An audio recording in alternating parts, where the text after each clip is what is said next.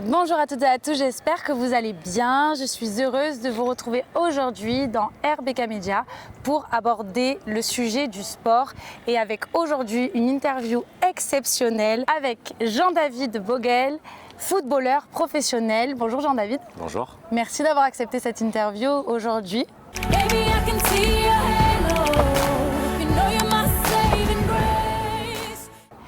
Alors qu'est-ce qui a fait que tu as commencé le foot ? Qu'est-ce qui a fait que j'ai commencé le foot? C'est mon père à l'époque. Quand je suis né à Strasbourg, j'ai grandi à Strasbourg, donc il avait des amis à lui qui étaient au centre de formation de jeunes pros au Racing Club de Strasbourg. Donc à l'époque, première console, moi j'étais à la maison, il jouait au foot et donc du coup c'est ce qui a fait que j'ai eu déjà des yeux, on va dire je regarde déjà le foot, mais ce qui a fait vraiment que j'ai eu un vrai intérêt, c'est quand je suis arrivé à Marseille. Tu avais quel âge ? Je suis arrivé le jour de mes 7 ans. De tes 7 ans. Ouais. Et donc à 7 ans, tu as commencé le foot. À 7 ans, j'ai eu ma première licence à Marseille. Je me rappelle très bien avec le maillot, Sonny Eriksson, Ravanelli, relevé et tout. Donc c'était ma première licence quand je suis allé à l'OM. Ça n'a pas duré très longtemps. Là où ça a vraiment commencé, c'est l'US Andone. Et là, tu avais quel âge ? Là, je devais avoir 10 ans. Ouais, 10, 11 ans, 10. Ouais. Et tu es tombé amoureux très rapidement du coup du foot. Ouais, parce que Marseille, ville du foot, première fois que je suis allé au stade Vélodrome, il était encore ouvert à l'époque. Il y avait encore Pires qui jouait, des mecs comme Galas, et ça m'a... Je suis allé avec ma mère en plus, et la première fois que j'ai eu cette ambiance au stade, ça m'a marqué, ça m'a vraiment marqué, les émotions. Et tu t'étais dit, tu t'étais imaginé être footballeur professionnel ou pas ? C'est un objectif que tu t'étais Alors oui, mais fixé ? c'est plus un objectif d'enfant où comme il y en a qui va être pompier, il y en a qui va être docteur, mais c'est vraiment devenu une obsession vers l'adolescence au collège où je voulais vraiment devenir pro, et quand j'ai eu la possibilité d'aller en centre de formation, c'est là où vraiment c'est devenu ma mission. Et tu avais quel âge là ? Je suis parti, j'avais 16 ans. Tu es parti donc du coup, tu as quitté ta famille pour vraiment te consacrer au football. Ouais, exactement. Et donc j'imagine que ça a été dur, que c'est des entraînements quand même qui sont compliqués, même tout petit. Raconte-nous un petit peu oui, parce comment que ça change totalement là, tu fais l'école, tu rentres, maman te fait à manger, tu as ta zone de confort, tu as tes amis. Là, tu arrives, tu vas dans une ville à Niort, il fait froid, tu n'as pas la mer, et c'est très rythmé entre l'école, le foot, tu es là, il y a la concurrence. Et le temps que les 6 premiers mois, c'était très très très dur. Je voulais rentrer carrément au bout de 6 mois, je disais non, écoute, c'est trop dur, j'arrête. Et en rentrant, je me suis rendu compte de la chance que j'avais en voyant mes meilleurs amis aller à l'école. Et moi, j'étais, tu as la chance de faire du foot, tu as la chance d'être suivi au niveau scolaire pour un projet qui est ton rêve, de devenir footballeur professionnel. Donc je me suis dit, écoute, remets-toi dans le bain, et au final, après, c'était la période d'adaptation au final. Ouais. Et donc du coup, à quoi ressemble le quotidien d'un footballeur professionnel ? Alors le quotidien d'un joueur de foot, c'est le matin, tu te lèves. Selon les entraîneurs, il y en a qui préfèrent avoir le petit déjeuner ensemble. Donc tu arrives 2 heures avant ou 1h30 avant. Parce que vous habitez ensemble, quoi, en équipe, un peu. Enfin, vous logez tous ensemble. Non, chacun a sa vie, sa vie personnelle. Mais après, il y a des entraîneurs pour la cohésion qui aiment bien le matin avoir le petit déjeuner ensemble au stade, au centre d'entraînement. Donc soit on arrive, on fait le petit déjeuner, soit on arrive directement 1 heure avant l'entraînement. Tu arrives, tu vas voir tes kinés, tu te prépares, tu fais tes exercices de mobilité, tu te prépares à aller sur le terrain, quoi. Si tu as besoin d'un massage, si tu as besoin des étirements, si tu as besoin de faire un peu de muscu, si tu as une blessure, du coup préparer, faire de la prévention. Donc tu prépares en gros à aller sur le terrain. Du coup, c'est 1 heure les préparations avant de rentrer sur le terrain. Généralement, il y a 1 heure de préparation avant d'aller sur le terrain. Okay. Ouais. Et après sur le terrain, vous restez à peu près combien de temps ? Ça dépend de l'intensité. Épuisant quand même. Des fois, ça peut être court mais très intense. Et des fois, il peut y avoir moins d'intensité mais ça peut être plus long. Mais en général, ça dure 1h30, 1h30, allez, 2 heures grand max. 2 heures. Et ensuite ? Ensuite, on rentre au vestiaire. Donc selon la semaine, selon quand est-ce qu'on joue, généralement il y a des entraîneurs qui veulent que derrière on fasse encore un peu de muscu. Moi généralement je fais mes petits exercices de mobilité. Ensuite je vais faire mon sauna, bain froid, jacuzzi, après je me fais masser. Tous les jours ? Pratiquement. C'est tout le sauna 2 jours avant le match, jamais. D'accord, pourquoi ? Voilà, ça peut, pour la récupération, et ça peut endommager le fait d'être plus fatigué, ça peut endommager aussi si on a des petites, des petites blessures, ou c'est mieux de laisser le corps au repos complètement. Donc, et après, le lunch, la sieste, très important. Et du coup, tu arrives à dormir pendant la sieste? Oui, mais Tu dors vraiment? Ouais, j'arrive à dormir, j'arrive même à faire une sieste de 30 minutes. 30 minutes, je mets mon réveil, 30 minutes, des fois maximum 1 heure, mais généralement je fais une sieste de 30 minutes, pas plus. Et après, tu reprends l'entraînement? Non, on peut. Alors après, ça dépend si on a des séances. Oui, début de semaine, ça peut arriver qu'on ait 2 séances d'entraînement, généralement le mardi ou le mercredi. Ouais. Mais dans le cas où on n'a qu'une séance d'entraînement, après, je fais ma vie, quoi. Et justement, c'est un rythme qui est très soutenu. Bon, pour arriver à ton niveau, j'imagine que tu es passé par des phases compliquées. Bien sûr. Il y en a eu beaucoup. Il y en a eu pas mal, ouais. Et comment tu as passé ces épreuves? J'ai la chance d'avoir un gros mental. Ouais. Et j'ai la chance d'être capable de me remettre en question, sans forcément en parler que ce soit à l'entraîneur, que ce soit un préparateur mental. Il y a des joueurs, je sais, qui en ont besoin, mais moi, j'ai jamais eu besoin vraiment je dis pas que c'est bien, je trouve que c'est même que ce soit bien, mais moi, personnellement, pour mon cas, j'ai jamais eu besoin. J'ai toujours essayé d'être le plus lucide possible sur la situation, faire un step back, comprendre le pourquoi, du comment, essayer de travailler sur ça pour progresser, ou pour essayer de sortir de cette situation. Et tu as déjà voulu abandonner? Non. T'as jamais voulu abandonner? Non. Le foot? Non. À partir du moment où je suis une professionnelle, c'était vraiment... Ouais. J'ai la chance de faire du foot. L'échec n'est pas une option, on n'abandonne jamais. Non. Je me suis toujours dit qu'un jour, peut-être ça prendrait du temps, mais je veux au moins vouloir gagner un titre, être meilleur buteur, être vraiment reconnu, mais ça passera par le travail, ça prendra du temps. Alors justement, raconte-nous, fais-nous un peu le parcours là, de tout ce que tu as fait jusqu'à aujourd'hui, dans tous les clubs dans lesquels tu as joué. Ok. Voilà. Alors j'ai fait ma formation au Toulouse Football Club. Ensuite je suis parti 6 mois en Tunisie, mais franchement, honnêtement, c'est comme si ça avait jamais existé. Là où ma carrière a vraiment commencé, c'était en Hollande. D'accord. Voilà, Pays-Bas, c'est là où ça a vraiment commencé. Comment tu as été? C'est parce qu'ils comment ça se passe en fait, les sélections En fait, je suis venu faire un essai et j'ai marqué 3 buts, ça se passe bien. Et des fois, tu vois, le foot, des fois, il faut vraiment de la chance. Je marque 3 buts, donc je sais déjà qu'ils sont intéressés. Mais à ce moment-là, je ne me dis pas, ils vont forcément vouloir signer avec moi. Et puis à la mi-temps, donc je fais mes 3 buts, je sors. L'autre attaquant, il joue, au bout de 10 minutes, il se fait les croisés. Ouais. Du coup, il y a le directeur sportif qui vient. Moi, je partais dans la voiture avec mon agent de l'époque. Il dit « Attendez, vous allez où vous êtes là demain, vous revenez au club et tout là ». Et au final, ça fait que ça a accentué accentué ma signature, quoi. Donc des fois, ça se joue à des détails vraiment. C'était pour toi. Ouais, c'était pour moi. Et première saison professionnelle, ça se passe bien, même si on descend. Mais pour moi, en tant que jeune footballeur professionnel. T'avais quel âge là? J'avais 21. Ah oui, t'étais vraiment jeune. Ouais, 21, ouais. Et c'était franchement une superbe expérience. Et après, du coup? Après, je suis arrivé en République tchèque. Alors tout le monde a été étonné parce que je pense que ma famille, mes proches pensaient que j'allais revenir en France, peut-être en Ligue 2, mais c'était pas. Je sais pas pourquoi. Même aujourd'hui, j'ai pas eu cette envie de venir jouer en France. Je sais pas. J'arrive pas à expliquer. J'ai toujours voulu le découvrir. J'ai préféré aller dans un championnat qui n'est pas dans le top 5, mais apprendre vraiment, essayer de me développer pour voir si vraiment j'ai les capacités nécessaires pour revenir un jour avec de l'expérience, de la confiance et tout ce qui va avec, quoi. Avoir un plus gros bagage. Et j'arrive en République tchèque à Prague et je suis resté 8 ans alors que je pensais jamais rester 8 ans de ma vie. Jamais. Ah bah, et ensuite? Ensuite, donc République tchèque, pardon. Ensuite République tchèque. Je suis la chronologie oui, quand même. pas de souci. Je suis allé en Arabie Saoudite. Ouais. Après l'Arabie Saoudite, je suis allé en Chine. Et après la Chine, je suis allé en Pologne et là je suis revenu en République tchèque. Et là donc là tu es toujours en République tchèque. Et Ouais. pour combien de temps à peu près? Là j'ai signé pour 2 ans.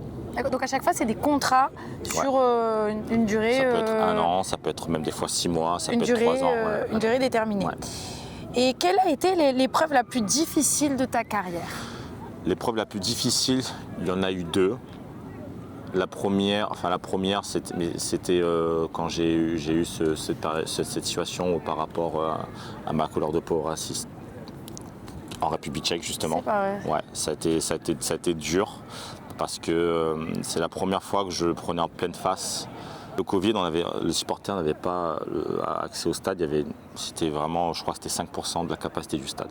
Donc c'est-à-dire c'était un match où, d'habitude quand j'avais déjà entendu des cris de singe, mais quand tu as 20 000 supporters, 30 000 supporters, tu ne sais pas exactement d'où ça vient. Tu l'entends, mais tu peux pas vraiment le voir. Alors que là, il y avait 50 personnes et comme franchement à 1 mètre près, je le prends en pleine face. Je les entends tous, ils me regardent et je les regarde et je sais exactement parce que j'ai un visu sur les personnes qui le font, tu vois. Et à ce moment-là, je sors complètement de mon match, je rentre dans les vestiaires, je pète un câble parce que je suis hors de contrôle, je vois rouge. Les joueurs, mes coéquipiers essaient de me calmer et je leur ai dit laissez-moi tranquille, je donne un coup de pied dans la porte, je suis fou. Parce qu'en fait, c'est la réaction de l'arbitre qui me dit j'ai pas entendu alors que. Ouais. Tout le monde l'a entendu. Bien sûr. Et malheureusement, alors avec le recul aujourd'hui, c'est pas que je l'en veux, c'est pas que j'en veux à la fédération parce que j'ai pas été forcément soutenu, mais par l'histoire du pays qui n'est pas le même que l'histoire qu'on a ici en France. Donc je peux comprendre que inconsciemment pour eux, ils se disaient allez, parce que Bogi c'est mon surnom, ils disaient allez Bogi c'est pas grave. Non, mais c'est grave. Oui, mais parce que eux, dans leur histoire, on n'a pas la même histoire que la République tchèque. Il y a encore une cinquantaine d'années, c'était communiste, donc le passé, c'est complètement différent. Donc j'essaie un maximum de prendre du recul. Pourquoi ils pensent comme ça, pourquoi ils réagissent comme ça et pourquoi tu fais preuve de sagesse et d'intelligence.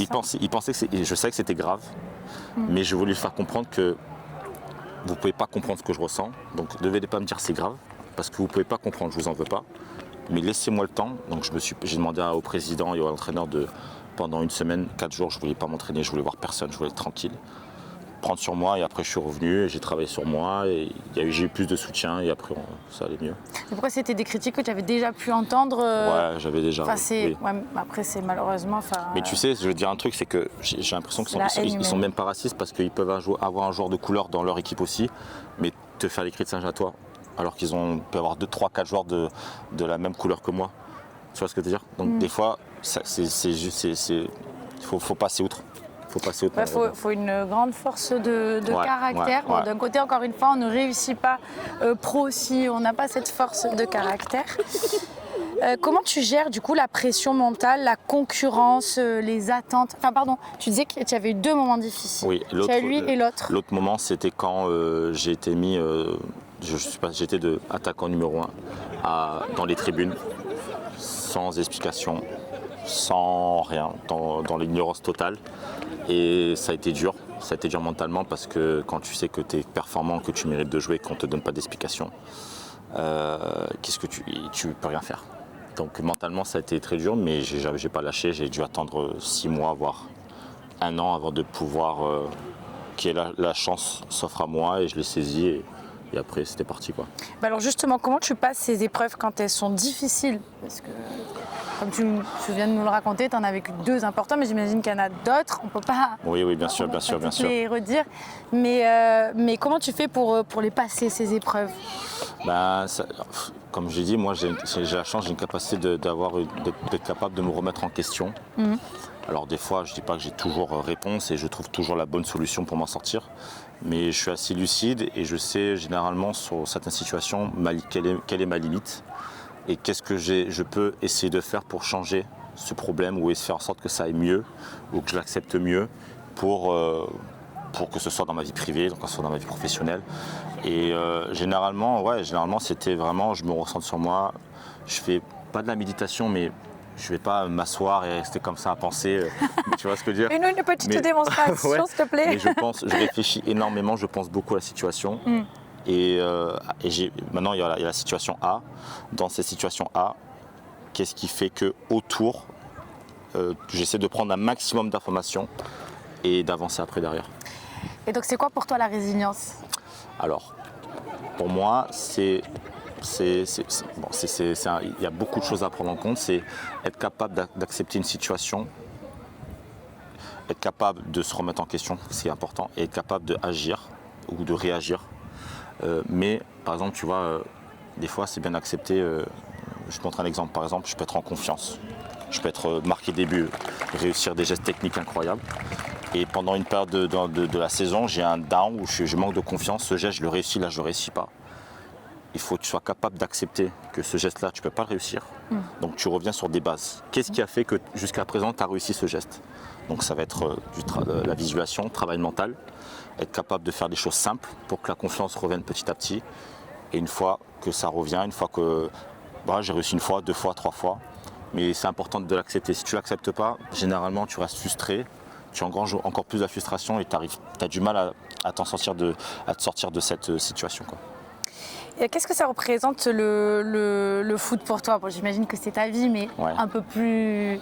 Pas que, hein. Voilà, Ouais, c'est bon pas ça. que. Je sais que moi, par exemple, j'ai pas une peur d'arrêter le foot. Je sais qu'il y a beaucoup de footballeurs, ils n'osent pas forcément parler ou ils peuvent partir en dépression parce que c'est presque 20-30 ans de ta vie où tu as une routine, tu as des objectifs et d'un seul coup, du jour au lendemain, il ne se passe plus rien. C'est ça, c'est cet entraînement plus physique que tu as. Oui, bien sûr. C'est surtout avoir le goût de l'effort, peu importe ton niveau. Même si j'ai jamais joué dans un top club, j'ai joué dans un très bon club, mais c'est savoir le goût de l'effort constamment.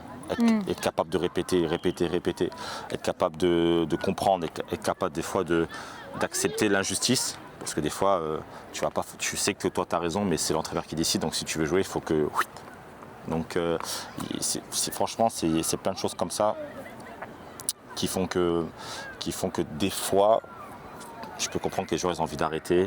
Mais moi, ou ils n'ont pas du tout envie, mais moi, ça ne me fait pas peur parce que je sais que ma vie, je ne vais pas jouer jusqu'à 60 ans au foot. J'ai ma vie après, quoi. Parce que là, tu as quel âge? 33. Alors, quels sont un peu tes projets pour la suite? Si tu as le droit de nous en dire un petit peu. Non, bien sûr, il n'y a pas de souci. Mes projets pour la suite, c'est que là, je suis plus dans une phase où j'essaie d'investir un maximum de façon à ce que j'ai des rentrées d'argent hors foot qui me permettent le jour où j'arrêterai le foot, ou le jour où peut-être mon corps me dira stop, que j'ai déjà ces rentrées d'argent de côté et de voir vraiment, de trouver un truc qui va me stimuler parce que j'essaye là, je m'intéresse à des choses, à des investissements, mais physiquement je ne peux pas être là. Donc j'arrive pas à être stimulé, j'arrive pas à être focus à 100% sur un projet. Donc j'ai la chance d'avoir le côté financier pour pouvoir investir, où j'ai pas forcément besoin d'être là. Je m'y intéresse, je veux être derrière, mais j'ai pas besoin physiquement d'être là. Et après, quand j'arrêterai le foot, je verrai ce que vraiment va me stimuler parce que je ne me vois pas rester assis derrière un bureau. Quand tu as joué au foot, que tu as beaucoup voyagé, c'est très compliqué, quoi. Et ta famille, du coup, elle est très présente parce que j'imagine que c'est un investissement aussi familial. Attends, quand tu étais petit, il fallait venir te voir jouer tous les week-ends, tu avais des matchs ou pas? Parce que là, on est quand même au-dessus du stade Télène. Ouais, c'est ça. Donc là où tu t'es entraîné tout petit. Là où je me suis entraîné, et là, c'est là où l'immeuble où j'ai grandi. Eh bien, donc, voilà. J'imagine que ta famille, ta maman était beaucoup derrière toi. Tu as des frères et sœurs. Ouais. Raconte-nous. Alors, j'ai un frère et une sœur d'une autre mère. On a le même père, mais pas la même mère. Ils habitent à Strasbourg, mais on est très très proches. Mais c'est vrai que moi, j'ai grandi à Marseille, donc j'ai toujours été très proche de ma mère. Donc c'est vrai que l'entourage, pour un footballeur, c'est très important. C'est très important. Un entourage vraiment sain, où tu sais que il faut que tu puisses te concentrer un maximum sur le foot. Et ça, ma mère l'a très bien géré. Maintenant, avec l'âge, là, elle devient de plus en plus stressante. Mais c'est l'âge qui fait que. Donc, heureusement que j'ai la maturité pour assimiler ça, prendre sur moi et pas lui rendre ce stress qu'elle peut avoir par rapport... parce que je peux être à l'autre bout du monde, mais c'est ça, tu en lui Chine. manquer à ta mère quand même. Ouais, avec l'âge, c'est pas facile. Et donc du coup, elle était très présente et elle t'a beaucoup... Elle était très présente. J'ai mes amis aussi, mes meilleurs amis. Tes meilleurs amis? Ouais, très Tout présent. Le monde qui t'a toujours beaucoup soutenu, et ça c'était important. C'est important. Dans ta carrière? C'est important parce qu'il y a des moments où tu as des moments de down et le fait d'avoir tes amis, même un coup de téléphone de 10 minutes, un quart d'heure, tu vas rigoler, ça va te changer les idées. Le fait de rentrer, le fait d'avoir des fois tes amis qui viennent te voir dans les tribunes, tu vois, que tu sais que tu n'es pas dans ton pays, tu es loin, mais d'avoir juste une personne ou ton agent aussi. L'agent, c'est très très important, qui viennent te voir, qui tu sens qu'il y a un soutien, c'est important. Alors qu'est-ce que tu dirais à quelqu'un aujourd'hui qui traverse une tempête, qui est découragé, qui se sent seul, désemparé? Qu'est-ce que tu lui conseillerais? À 2 doigts de se jeter. Voilà, d'accord. Bon, ça va, on n'a pas le... Non. Qu'est-ce que je dirais à cette personne? Oui. Bah après, c'est délicat parce que on est tous différents, on réagit tous différemment. On peut avoir la même situation, on peut réagir différemment dans les émotions, dans comment on veut s'en sortir. C'est complexe, mais je sais que, alors c'est peut-être je ne vais pas entrer dans le démagogie, mais le positif attire le positif. La bonne attitude, à un moment donné, ça va toujours payer. Des fois, ça peut prendre du temps. Ça ne va pas se faire en 1 jour, 2 jours, 3 jours. Peut-être ça va faire 1 mois, 2 mois, 3 mois. Mais il y aura forcément un moment donné où, si dans ton énergie, voilà, par exemple, si tu te lèves comme ça, le body language il est comme ça, la nonchalance, tu t'aides pas forcément. Tandis que si tu te dis bon c'est dur, bon et quand même allez, je suis dans un bon mood, je vais essayer d'aller voir mes amis, je vais essayer de faire du sport ou peu importe, je vais essayer de trouver un truc qui va me stimuler. Il y aura forcément à un moment donné ton problème, tu vas t'en sortir. Mais je pense que c'est important aussi d'en parler parce que le garder pour toi c'est pas bon. Et ouais, je pense que c'est vraiment la meilleure attitude à avoir. Qu'est-ce que tu voudrais transmettre et laisser comme trace dans ta vie personnelle comme dans ta vie professionnelle? Dans ma vie professionnelle, je pense que déjà, la grande partie de ma carrière a été en République tchèque, donc c'est là-bas que vraiment je suis connu, c'est là-bas que je suis reconnu, c'est là-bas que j'ai pu être performant, où j'ai pu pratiquer mon meilleur football. Donc je sais que les gens, même en ayant joué dans des clubs, j'ai des clubs des fois rivaux, ils viennent, des supporters, quand ils vont me voir dans la rue, je sais qu'ils vont prendre une photo, ils vont être cool, ils vont dire viens jouer avec nous. Donc je sais que j'ai quand même j'ai une bonne image là-bas. Donc, ça fait quoi justement là, d'être à ce niveau-là, enfin, tu ressens quoi? Tu dois être trop fier de toi. Bon, ouais, déjà, c'est sûr, mais quand c'est un supporter qui a mon âge ou qui est un peu plus vieux, ou quoi, c'est surtout quand c'est les enfants. Ouais. Quand tu as des enfants qui viennent te voir, qui courent pour te prendre une photo avec toi, qui te regardent comme si tu étais le Père Noël, c'est la meilleure des émotions. C'est vraiment ce qui m'a stimulé le plus dans le foot, c'est de marquer des buts. Et le fait de marquer un but pendant 1h30, tu donnes du plaisir aux gens. C'est-à-dire que la personne qui a eu une semaine mais horrible ou qui est dans un down, elle va venir au foot. Moi, je suis là pour la divertir. Et je suis là pour lui donner des émotions, de transmettre des émotions. Donc des fois, ça m'arrive, je veux marquer. Je vais m'approcher du supporter, je peux aller l'attraper dans mes bras, le sauter. Tu vois, et encore aujourd'hui, de l'amour, je reçois des fois des DM. C'est incroyable, je pensais pas à ce point, tu vois. Ouais. Et c'est ce qui fait que je sais que j'ai laissé une bonne image. Je pense j'ai des bonnes valeurs dans le foot. Et que les gens, quand ils me voient dans la rue, que ce soit de tel club ou de tel club, ben, ils sont contents de me voir et que pour eux, je suis sympathique, quoi. Donc ça, c'est dans le pro et dans le perso. Dans le privé, Ouais. Dans le privé, c'est compliqué parce que c'est... Parce que justement, ta vie privée, ça doit être compliqué finalement C'est pas facile. à construire quelque chose. Parce que si tu es tout le temps en déplacement, ce que tu es, il faut que la personne avec qui tu es ou avec qui Bien tu sûr. souhaites construire quelque chose soit OK pour... et toi aussi, Bien sûr, et te totalement. soutenir vraiment. Bien sûr, puisque, vu le niveau, il faut vraiment t'encourager à être présent. Quoi. C'est pas facile. C'est vrai que c'est pas facile. Ce qui fait quelque part en plus que aujourd'hui je suis toujours célibataire, j'ai pas de famille alors que j'aimerais avoir. Je suis dans un âge où j'aimerais avoir ma famille, mais c'est vrai que question de stabilité, je suis dans des pays, je suis pas resté juste en Espagne, je suis en République tchèque. Demander à quelqu'un de venir te suivre en République tchèque, c'est compliqué. Je suis parti en Arabie Saoudite, c'est très compliqué. Il faut être marié, voilà. Après, je suis parti en Chine, donc c'est vrai que c'est vrai que je m'écarte de plus en plus. C'est vrai que pour une femme, ça peut être compliqué parce que tu laisses un peu toute ta vie. Et pour moi.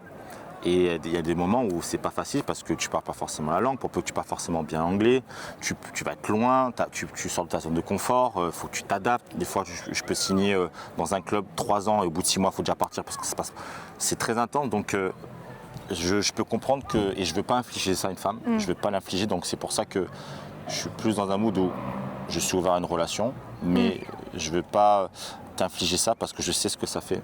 Fréquenter un footballeur, ça peut être cool parce que tu peux te stimuler, tu voyages, c'est trop bien. Mais sur le long terme, Oui, sur le long terme, c'est ça. des fois il y a des jours, je vais avoir 2 jours de libre après le match, on va perdre, le coach il va dire demain entraînement après, et je peux pas venir. Ouais. Donc c'est pas évident. Il y a des femmes qui arrivent, mais je sais que dans la majorité des cas, c'est pas facile avec la distance. Je pense que ça sera plus quand j'aurai des enfants. Eh ouais. Parce que pour l'instant, j'ai pas d'enfants et ça va être ma priorité plus tard dans ma vie. Bien sûr, il y a mon rôle d'homme et de conjoint, mais il y a aussi mes enfants et c'est avoir le meilleur rôle possible pour eux, avoir les bonnes valeurs, l'éducation, et en gros l'image qu'ils vont avoir de leur père, quoi. C'est ça qui va être le plus important pour moi. En fait, on parle souvent du glamour dans le foot quand on est à un niveau aussi élevé. Mais en fait, qu'est-ce qu'on voit pas? Parce qu'il y a tout cet entraînement dont on parlait au quotidien, mais j'imagine qu'il faut bien dormir, avoir une très bonne alimentation, une très bonne hygiène de vie. Bien sûr. Le sommeil, c'est ce qu'il y a de plus important. Avant tout le sommeil, l'hydratation, bien manger, parce que ce que tu donnes à ton corps il va te le donner, il te le rendra de la meilleure des manières. Et plus tu avances dans l'âge, plus tu dois faire plus attention. Maintenant, je me fais faire des trucs, quand j'avais 20 ans, c'était pas grave, mais maintenant, il faut que je le fasse. Il faut que je fasse mes exercices de mobilité, mon corps, il faut que je le prépare avant un match au mieux. Enfin, là, j'ai une routine vraiment, tout ça c'est important. Bien dormir, ouais, franchement bien dormir. Combien d'heures de sommeil tu dois avoir? Moi, au minimum, après, parce que tu as des personnes qui vont dormir, qui n'ont pas besoin. Par exemple, toi, tu vas peut-être dormir 6 heures, mais sur les 6 heures, ça va être des 6 heures de qualité. Ouais, alors que moi, il faut au minimum 7 heures, 7-8 heures. Au minimum. Ouais, donc c'est vraiment une hygiène de vie en fait. Quand tu es en vacances, du coup, tu as le droit de. Quand je suis en vacances, ouais. Tu fais un peu ce que après, tu veux. Voilà, dans la semaine, si le mercredi ou après le match, j'ai envie de manger une pizza ou un McDo ou une glace, ça va pas me tuer. C'est pas ça qui va te tuer, quoi. Donc c'est important de se faire plaisir aussi parce que ton cerveau, si tu es trop encadré et tout, un jour tu vas péter et tu risques de péter fort. Et de tout ce que tu as bâti, tout ce que tu fais, tu vas te laisser aller. Donc c'est important d'avoir une balance, tu vois. Par exemple, quand je suis en vacances, là ça va être Noël. Si j'ai envie de boire ma coupe de champagne ou une demi-bouteille de champagne avec ma famille. La bouteille. Non, mais tu vois, ça va pas m'impacter parce que la semaine, c'est sur 1 jour ou 2 jours. 2 jours sur 3 semaines de vacances, c'est pas ça qui va faire que tu... Voilà. Par contre, il faut faire attention parce qu'à un certain âge, les risques de blessures sont plus grosses. Donc, ça dépend. Ça t'est déjà arrivé de te blesser? Ouais, ça m'est arrivé, oui, bien sûr. Et comment tu fais? Bon, enfin, tu te répares, mais bon, c'est un choc quand même. Oui, non, ça dépend de la gravité de la blessure. Mais quand c'est une blessure que tu vas être éloigné des terrains pendant 1, 2, 3 mois, la blessure la plus grave, c'est les croisés ou une fracture. Ça met du temps, tu es éloigné. Il y a des moments où tu es seul. Tu as tes coéquipiers qui sont là, mais tu vas être seul, tu vas t'entraîner seul. Tes coéquipiers sont là, fais 2 blagues. Tu n'as plus la même vie, tu n'as plus directement la même vie que tu as. Tu n'es plus autant intégré dans le groupe, malheureusement, tu vois. Quand il y a des matchs, toi, tu es chez toi. Pour peu que tu étais performant, le joueur qui prend ta place, il est performant, donc il va rester. Donc, c'est-à-dire que quand tu vas revenir, tu n'es même pas sûr d'avoir ta place. Il va falloir que tu te battes. Et il y a plein de choses comme ça qui font que c'est pas facile. Alors, c'est pour ça que les gens disent oui, courir après un ballon. J'entends. Mais c'est pas que ça. Il y a vraiment il y a des sacrifices, le fait d'être loin. Moi, je suis parti de chez moi, j'avais 16 ans.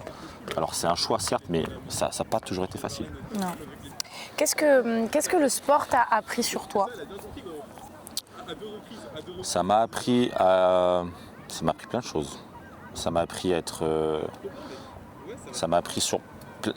Franchement, c'est une bonne question, mais il y a tellement. Ça m'a appris à être la rigueur. Ça m'a appris la motivation. Ça m'a appris aussi le fait de la valeur entre la relation humaine, parce qu'on peut faire le même sport, mais on peut ne pas avoir la même culture, la même religion. Tu vois, moi, j'ai eu la chance à 16 ans, tu vois, c'est la première fois à 16 ans parce que je partageais ma chambre, que je voyais un musulman faire une prière. Donc, j'avais jamais vu, moi, quelqu'un faire une prière. Donc, qu'est-ce qu'il faut faire, pas faire, comment quand je suis en Arabie Saoudite, les Saoudiens ils étaient étonnés que je connaisse autant de choses, voilà.